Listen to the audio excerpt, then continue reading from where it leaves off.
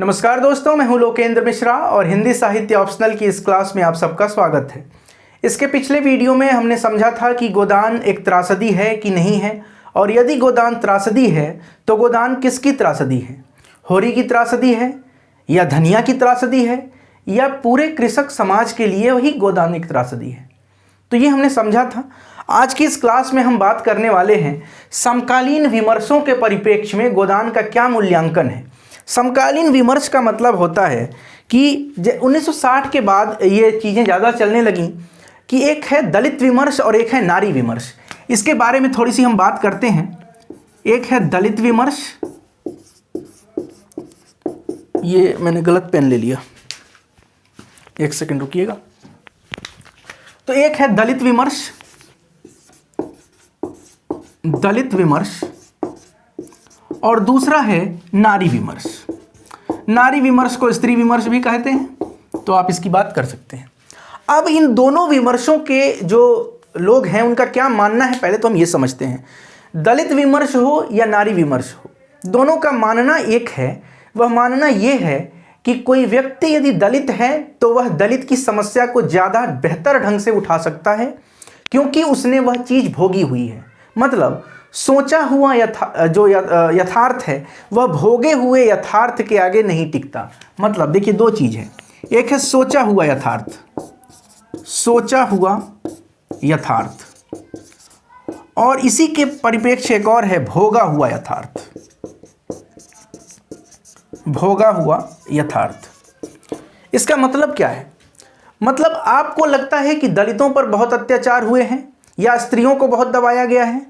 यह एक पुरुष समझ सकता है कि स्त्रियों को दबाया गया है, लेकिन इसे महसूस नहीं कर सकता। कोई स्त्री इसे ज़्यादा बेहतर ढंग से महसूस कर पाएगी कि उसके साथ किस तरह की घटना हो रही है या कैसी घटना होती हुई आई है। तो इसका मतलब है कि आप जो सोच सकते हैं जिस यथार्थ को, उसकी इंटेंसिटी, उसकी तीव्रता उतनी नहीं होगी जितना कि भोगे हुए यथार्थ की होगी। यदि किसी के साथ छुआछूत की घटना हुई है तो वह छुआछूत से होने वाले दुष्परिणामों को क्या मनस्थिति होती है उस समय, उसको वह व्यक्ति बेहतर ढंग से समझ सकता है जिसके साथ वह घटना हुई है। इस बात को समझिए। मतलब ये लोग, दलित विमर्श और नारी विमर्श वाले लोग, यह मानते हैं कि भोगा हुआ यथार्थ सोचे हुए यथार्थ से कहीं ज़्यादा प्रामाणिक है, आप ये कहिए। तो अब हम गोदान का यदि मूल्यांकन करें इन्हीं दो परिप्रेक्ष्य पर, एक नारी विमर्श और एक दलित विमर्श, तो सबसे पहले हम बात करते हैं गोदान में नारी विमर्श क्या है। तो नारी विमर्श का मतलब होता है कि नारी की समस्या को, स्त्री की समस्या को प्रेमचंद ने अपने उपन्यास में किस तरह से उठाया है, उसकी बात हम करते हैं। तो देखिए, गोदान में भी नारी की समस्या को उठाया गया है। जैसे आप समझिए, अलग अलग समस्याओं को उठाया गया है और बहुत ही संवेदनशीलता से प्रेमचंद ने उठाया। जैसे प्रेमचंद ने दहेज के बारे में कहा, उसके साथ ही साथ अनमेल विवाह का प्रश्न भी उन्होंने उठाया है। विधवा स्त्री की क्या समस्या है, इसके बारे में भी झुनिया के माध्यम से उन्होंने उठाया, इस प्रश्न को उठाया है। धनिया जो है उसकी परिप्रेक्ष्य से आप देखिए, धनिया ये एक विद्रोही तेवर की स्त्री है जो विद्रोह करना चाहती है, और करना चाहती नहीं है, करती भी है जगह मिलने पर, समय मिलने पर। इसके अलावा विमेंस लीग का जो प्रसंग है उसके बारे में आप बात कर सकते हैं। विमेंस लीग का जो प्रसंग है उसके बारे में, जो शहरी कथा चलती है ना गोदान में, उसके बारे में।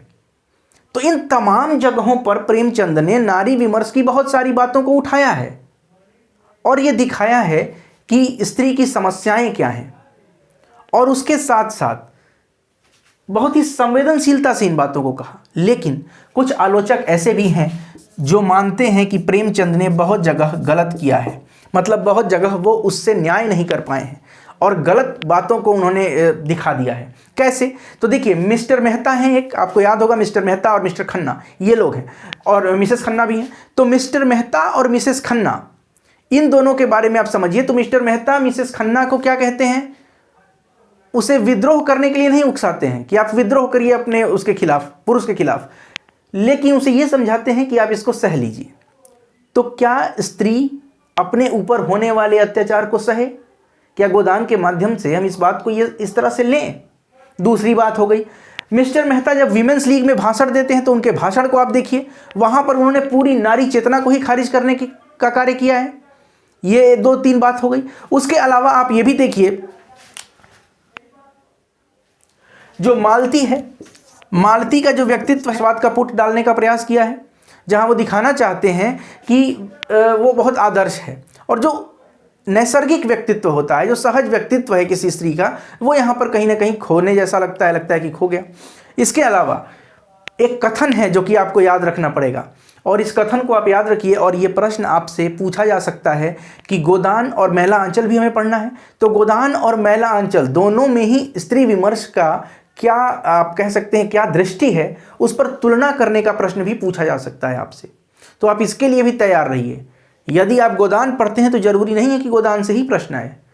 गोदान को दिव्या से जोड़ दे, गोदान को महाभोज से जोड़ दे, गोदान को मैला आंचल से जोड़ के तुलना करने वाला कोई प्रश्न दे दे। कोशिश करूंगा कि मैं उस प्रश्न को कभी डील करूं। फिलहाल बात करते हैं यहाँ पे दमड़ी बसोर का। आपने नाम सुना है, इसी का पात्र है। और वह जब होरी से कहता है, एक नारी विरोधी कथन कहता है, और वो क्या कहता है आप याद करिए। वो कहता है, बड़ी नाकिस जात है महतो, किसी की नहीं होती। किसके बारे में? स्त्री के बारे में कह रहा है। बड़ी नाकिस जात है महतो, किसी की नहीं होती। औरत को भगवान सब कुछ दे, रूप न दे, नहीं तो वह काबू में नहीं रहती। ये कथन स्त्री विमर्श के जो आलोचक हैं, मतलब स्त्री विमर्श को जो मानने वाले लोग हैं, उन्हें यह कथन बहुत गलत लगता है कि प्रेमचंद इसके माध्यम से क्या कहना चाहते हैं। तो ये आलोचकों का कथन है। हालांकि प्रेमचंद ने नारियों के बारे में दिखाया है, धनिया के माध्यम से विद्रोही चेतना का स्वर भी दिया है कि धनिया किस तरह से संघर्ष करती है। अब हम थोड़ी सी बात करते हैं दलित विमर्श के बारे में। हम गोदान का मूल्यांकन करते हैं दलित विमर्श की दृष्टि से। और मैं आपको एक प्रश्न भी लिखवाऊंगा। पहले मैं कुछ बात आपको बता देता हूं, फिर मैं एक प्रश्न बोलकर आपको नोट कराऊंगा। मैं बोलूंगा, आप नोट करिएगा, या फिर ऐसा करते हैं कि मैं पहले प्रश्न बोलूंगा, आप वीडियो पॉज करके उसका आंसर लिखने का प्रयास करिएगा। उसके बाद से आप वीडियो को फिर से शुरू करिएगा, और फिर मैं जो आंसर आपको बोलकर लिखवाऊंगा, मैंने पहले से ही लिखकर तैयार किया है, मैं बोलकर आपको लिखवा दूंगा। ठीक है, चलिए बात करते हैं दलित विमर्श की। तो ठीक वैसे ही भोगे हुए यथार्थ पर बल देता है।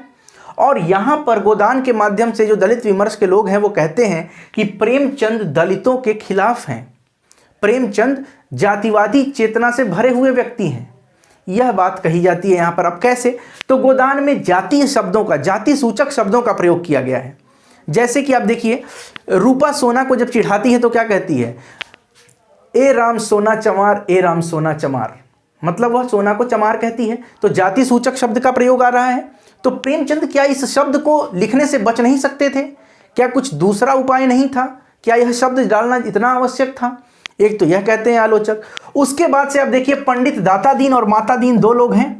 तो पंडित दाता दीन का जो कथन है आप वो भी लिखेंगे। उन्होंने क्या कहा? नीच जात जहां पेट भर रोटी खाई और टेढ़े चले, इसी से तो शास्त्रों में कहा गया है, नीच जात लतियाए अच्छा। यह गोदान में प्रेमचंद लिख रहे हैं। तो प्रेमचंद के इन कथनों को प्रेमचंद ने लिखा, इससे प्रेमचंद को कटघरे में खड़ा करता है दलित विमर्श, और पूछता है प्रेमचंद से कि प्रेमचंद आपने इसका प्रयोग क्यों किया? भाई दाता दीन तो घोर ऐसे व्यक्ति हैं। लेकिन देखिए यथार्थ क्या है, केवल इन दो चार कथनों के माध्यम से प्रेमचंद को जातिवादी कह देना बिल्कुल ठीक नहीं होगा। किसी भी कहानी, किसी भी कविता या किसी भी अन्य विधा में जो भी कुछ लिखा जाता है, उसकी भाषा, उसके शब्द इस बात पर भी निर्भर करते हैं कि वह व्यक्ति किस मानसिकता का है। लेखक नहीं, जिस पात्र से कहलवाया जा रहा है वह पात्र किस मानसिकता का है। आप सोचिए कि यदि किसी कट्टर जातिवादी व्यक्ति के द्वारा कुछ कहलवाना हो, तो क्या वह उच्च वर्ग का कट्टर जातिवादी व्यक्ति अपने से निम्न वर्ग के लिए फूलों की बारिश करेगा शब्दों से? नहीं करेगा ना। वह उन्हीं शब्दों का प्रयोग करेगा जो उसकी मानसिकता में है। और पंडित दाता दीन तो कट्टर जातिवादी व्यक्ति है, कट्टर जातिवादी पात्र है गोदान में। तो फिर प्रेमचंद उसके मुख से अच्छा कैसे कहलवाएं? प्रेमचंद कैसे कहलवा दें कि नहीं दलित बहुत अच्छा है, या नीच जात लतियाए अच्छा से वो कह दे कि नीच जात पूजे अच्छा? नहीं कह सकते हैं ना प्रेमचंद। तो यह कारण है कि कथा का, कथानक की मांग के आधार पर चरित्र निर्माण किया है प्रेमचंद ने दाता दीन का, उसके लिए इस तरह के शब्दों का प्रयोग करना बहुत स्वाभाविक है और करना पड़ा। रूपा के माध्यम से अब जो कथन कहलवाया है वो क्यों कहलवाया है? तो रूपा के माध्यम से जब रूपा कहती है ए राम सोना चमार, यह क्यों कह रही है? यहां प्रेमचंद यह दिखाने का प्रयास कर रहे हैं कि बच्चों के मन में भी, समाज में बच्चे रहते हैं तो बच्चों पर समाज का प्रभाव क्या है। जब समाज के बड़े लोग ही इस तरह की बात कर रहे हैं तो क्या बच्चों पर यह बात नहीं जाएगी? जाएगी ना। तो यह बात भी प्रेमचंद बताना चाह रहे हैं। बच्चों को इसका अर्थ भी नहीं मालूम है जो वो बोल रहे हैं, मगर फिर भी बोल रहे हैं क्योंकि उन्होंने कभी ना कभी अपने बड़ों से सुना है। तो गोदान के माध्यम से ये जो दोनों कथन मैंने बताया, इस कथन का काट भी आपने समझा। अगर हम अब बात करें कि प्रेमचंद, और थोड़ा सा आगे बढ़ते हैं, तो आप देखिए, अगर प्रेमचंद की दलित दृष्टि देखनी है, जातीय दृष्टि देखनी है, तो हमें एक और प्रसंग याद करना पड़ेगा जब पंडित माता दीन और सिलिया का प्रेम प्रसंग वाला है। पंडित माता दीन सिलिया से विवाह करते हैं। विवाह क्या करते हैं? आप कहिए कि अंतरजातीय प्रेम प्रसंग है उनका। और वह जो प्रेम प्रसंग है एक दलित का एक ऊंचे वर्ण के व्यक्ति के साथ, यह अंतरजातीय विवाहों को प्रोत्साहन दे रहा है। और अंतरजातीय विवाहों का प्रोत्साहन देना यह भी तो एक अच्छी बात हो गई।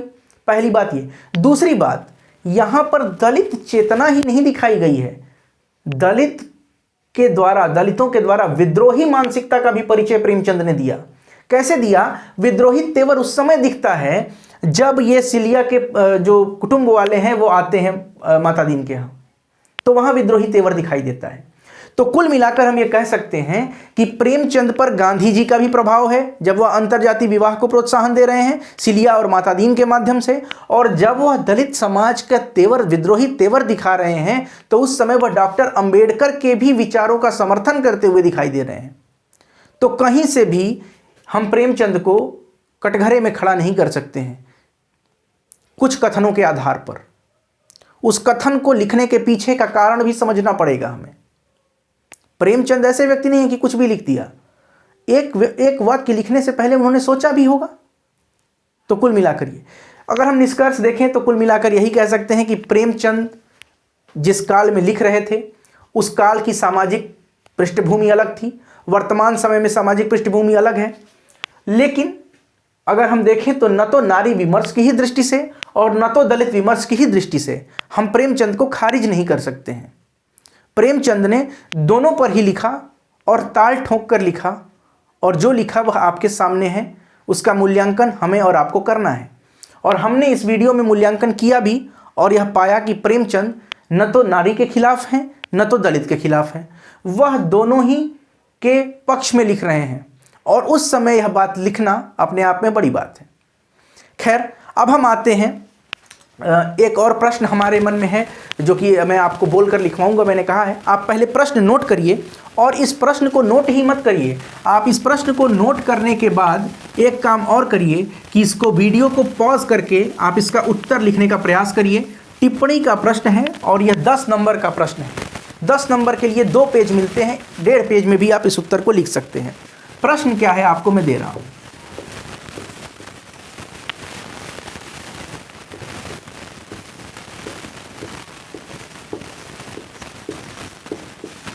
दलित विमर्श की दृष्टि से